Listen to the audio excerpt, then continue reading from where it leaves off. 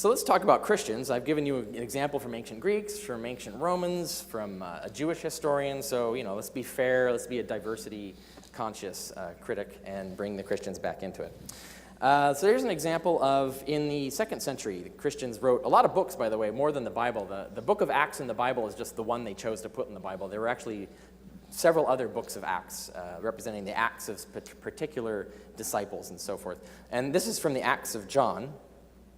And there's this interesting story where, St. John, the disciple John, is traveling with his companions, some other disciples, and they come to an inn, and they're staying in the inn, and they're sleeping in the inn, and the bed bugs are just biting the crap out of them. It's horrible, and John's extremely annoyed, and so they're biting all of them, and so he commands the bed bugs in his bunk, and like an army officer, and he commands them to go stand in the corner and leave him alone, and all the bugs dutifully march in ranks, just like legions, and march into the corner and sit there at attention, just like the soldiers would, and stayed there all night, and John slept quite fine. He didn't do this for his colleagues, by the way, so they got continually bitten by the bed bugs. But and then after all of that, when the morning was done and he slept well, and except his friends didn't have such a great night. But after that, he ordered the bed bugs back into the bed, and they marched back in.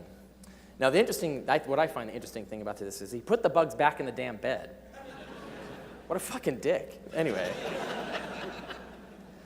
And then we have a similar thing. We have the Acts of Peter. I won't tell the stories, but I'll just summarize the things that happened. I mean, this is one of the most fantastic books of Acts that we have. I mean, there's flying wizards, there's talking dogs, there's another cooked fish that's resurrected, because Peter could only do the one, apparently. And a Roman senator converts to Christ, and right in front of everybody. And all of this is in the middle of Rome itself, the capital of the empire, before huge crowds. But it's complete bullshit. So you can basically make up entire cities of witnesses if you wanted to for the most